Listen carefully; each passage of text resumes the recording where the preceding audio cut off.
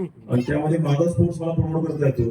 आणि ज्या लोकांना स्पोर्ट्समध्ये यायचं, बऱ्याच पालक आहेत त्यांची मुलं आता स्पोर्ट्समध्ये जायची त्यांची इच्छा असते, पण बऱ्याच लोकांना वाटते की तुला स्पोर्ट्स बद्दल काय मिळणार आहे. आणि बॉडी बिल्डिंग तर लांबची गोष्ट आहे, जिमला सोडत नाही लोकांना. पण मी इंजिनिअरिंग केलंय, मी सगळ्या गोष्टी फर्स्ट क्लासमध्ये पास झालोय. त्यानंतर मी बॉडी बिल्डिंगमध्ये आलोय. माझ्या 15 जिम आहेत. माझ्या एन्डोर्समेंट सांगायची गरज नाही पडणार, त्यांना माहिती असेल माझे एन्डोर्समेंट किती आहे सध्या. सो आत्ताच्या कंडिशनमध्ये फिटनेस हे फील्ड असं आहे की तुम्ही सॉफ्टवेअरच्या लोकांच्या पेक्षा जास्ती अर्निंग करू शकता. आणि त्याच्या मागचं दुसरं एक रिझन चांगलं आहे की सॉफ्टवेअरच्या लोकांना आमच्याकडे यावं लागतं. तुम्ही 40 वर्षापर्यंत पैसे कमवता आणि 40व्या वर्षानंतर तुम्ही आम्हाला पैसे येतात तुम्हाला सांभाळायला. सो त्यापेक्षा ज्या लोकांना स्पोर्ट्समध्ये आवड असेल आणि फिटनेसमध्ये आजचं करिअर खूप टॉपला चाललंय. बॉडी बिल्डिंग म्हणत नाही मी, कारण body building not a career. मला बरेच लोक विचारतात की बॉडी बिल्डिंग याचं करिअर आहे का, तर अजिबात नाही आहे. येस, बट बॉडी केल्यानंतर फिटनेस हे खूप चांगलं करिअर आहे. कारण तुमची बॉडी चांगली असेल तर तुम्हाला सांगायला लागत नाही की तुम्ही कुठल्या फील्डमध्ये आहात. आणि तेवढंच माझं, मी गेल्या 25 वर्षापासून मला रेकग्नाइज करतात लोक की रोडवरून मी चाललो असेल तर माझं नाव माहिती नसेल तरी पण लोकांना माझ्यावरून बघायला लागतं की हा कोण आहे म्हणून, आणि त्या लोकांना नाव समजतं. सो आम्हाला सांगायला लागत नाही की आम्ही काय काम करतो. सो बॉडी बिल्डिंग बेस्ट आहे स्पोर्ट्स, कारण ते तुम्हाला डिसिप्लिन देतं. चांगल्या खाण्याच्या सवयी तुम्हाला लागतात, कारण दुसरं खायला वेळच नसतो.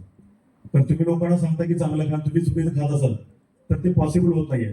तो बऱ्याचदा खूप जास्ती मला बोलता येतं. मी एकटाच बॉडी बिल्डर आहे की मी अराउंड 6 ते 7 तास बोलू शकतो आणि कुठल्याही सब्जेक्टवरती, I can talk any subject. पण सध्या मला ते बोलायचं नाहीये. पण जसं बिग बॉसने मला एक आयडेंटिटी दिली आणि माझं काम चालू व्हायचे, ते मला बाहेर यावं लागलं. कारण इंजुरी जी माझी झाली ही 25 टाके मला बसले होते, जे तुम्हाला माहिती नाही आहेत. लाईफमध्ये माझी पहिली इंजुरी होती की ज्यामध्ये माझं बोन फ्रॅक्चर झालं होतं.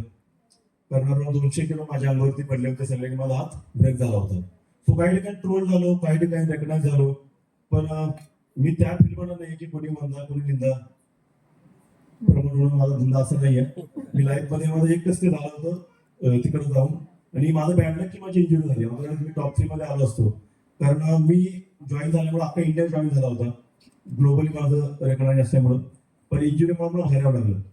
तरी पण या ठिकाणी तुम्हाला रेकग्नाइज केलं, अवॉर्ड दिला मला, आणि प्रणित ऍक्च्युली भेटायचं होतं मला, पण लेट झाला मला यायला. आता इथून डायरेक्ट महाबळेश्वरला परत जायचं आहे, तर तिकडच्या मला शिव्या घ्यायला लागतील. किती मोठा सेलिब्रिटी झाला होता, मित्रांसाठी मित्र असतो. सो इथून गेल्यानंतर शिव्या खायला लागणार नाही. येताना अर्धा फोन आहेत मला.